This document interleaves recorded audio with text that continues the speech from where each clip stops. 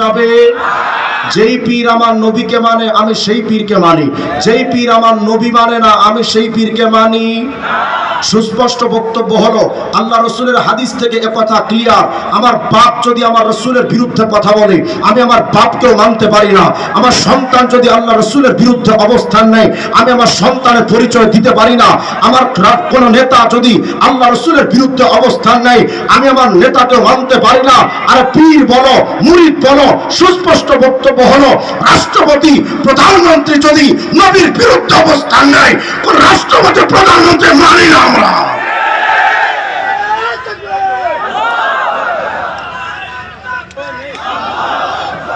কিন্তু আশ্চর্য ব্যাপার হলো মির্জা কাদিয়ানি দাবি করেছে आप इस राह के सवा और तमाम राहें बंद है।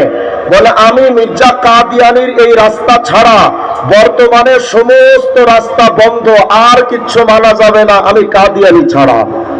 আমাদের রাসূল বললেন আমার পরে সত্য নবী মুসাকেও মানা যাবে না। আর মির্জা কাদিয়ানির মতো একজন মুশরিক, একজন বেঈমান, একজন মিথ্যুক, একজন দাজ্জাল, তারে না মানলে নাকি আর কোনো উপায় নাই। আশ্চর্য ব্যাপার কি জানেন, রুহানি খাজান 19 নম্বর খন্ডের 61 নম্বর পৃষ্ঠায় মির্জা কাদিয়ানি আরো চমৎকার করে বলেছে, মুবারক ও জিসনে মুঝে পেহচানা, ওই বরকতময় ব্যক্তি তো সে যে আমাকে চিনেছে। তাই আমি বললাম হ্যাঁ আসলে আমরা বরকতময়, তুই যে একটা টাউট চিটিং বাটপাড়া ধোঁকাবাজ এটা আমরা ভালো করেছিলি। মির্জা কাদিয়ানি বলে खुदा की सब राहों में से आखिरी राह हो, বলে আল্লাহ যত শরীয়ত পাঠিয়েছেন সমস্ত শরীয়তের মধ্যে আমার শরীয়ত শেষ শরীয়ত। আর खुदा के सब नूरों में से आखिरी नूर हो, বলে আল্লাহ যত নবী পাঠিয়েছেন সমস্ত নবীদের মধ্যে আমি শেষ নবী।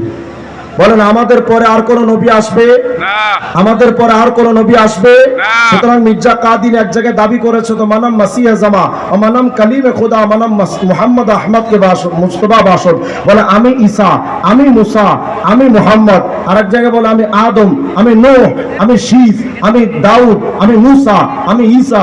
আমি বললাম এই পাগল দুনিয়া থেকে বিদায় হয়েছে, আল্লাহ বাঁচাইছে। এই জামানায় থাকলে কইতো হয়তো মাই হিরা আলম আর টাকলা মুরাদ ভিহ। আমাদের সবাইকেই দাজ্জালের ফিতনা থেকে আমাদের সকলকে হেফাজত করেন।